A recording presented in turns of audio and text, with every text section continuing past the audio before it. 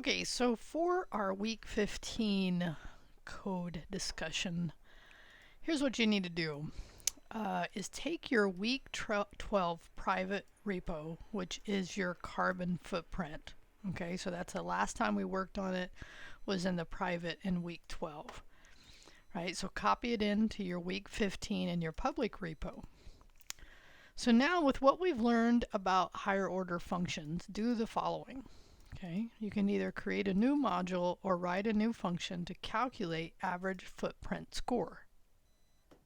Okay, in that, let's reword that now that I'm looking at it. I'll just say use one or more. Okay, one or more, it's really up to you. Again, we've learned about filter, right, that it gives us only a certain ones. It gives us map, where we map over it and do something to it, and we've learned about reduce. To calculate, so you think about that last exercise we just did, well, we ended up calculating the average title size. Or was it body size? I don't remember.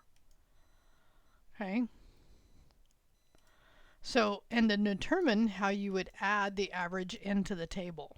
I am going to use this because I found it today and I can't believe I didn't use it before now. And here's the reference to the insert row. So part of this output, and you can see where I've done it here. So if I enter a new one, right, it's going to then determine, let's say 4, let's say large, let's say this, right? So now my average is always going to be on the bottom, and I could even change this. This was actually honestly the little harder thing first getting, and if you just get it listed here, that's okay, but see if you can get it listed to where it says average under, average and then footprint, or maybe on the same one. You could play with that. I did do some Googling besides this, but this example, when I scroll down, definitely gave me a really good start. So what I needed was a reference to the table. In our code, we actually did not reference the table, we referenced the div. So you would want to, in order to get this step to work, update the code where we created the table to have an ID that you could then grab in your new function. And then we want to and again, you could do this another way. I talked about that, but this is the way I ended up doing it. Insert a row at the end of the table where I have put the reference. Again, you have to modify your render to get this. Insert a row. Now -1 does it at the end, and that's where you want to put it.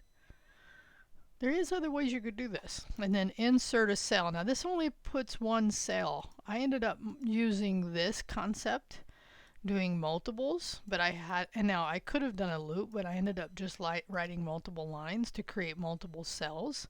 That's your hint, right? Each one of those.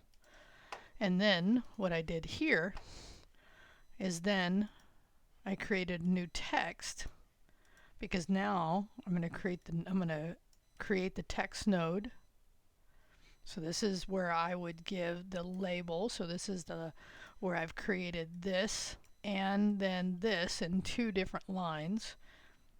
Okay, create nodes, and then I append. Now again, this example is only showing 1, but the way I've shown it, I need 2, right? So I'm going to create multiple rows, I'm going to create multiple text, one with the average and one with some kind of label, right? And then I'm going to append those in. Okay, so now this is just calling it. So it does need something though, right? It would think about what this function is going to need, right? It's going to need access to all the data. So that's your hint. This is one of those things that I just find really helpful to do, which is take something we've already learned, add something new to it. You're welcome to go ask chat how to do it, but definitely try this on your own. Here's the example. Like I said, if you only get it listed on the first one, that's an okay thing.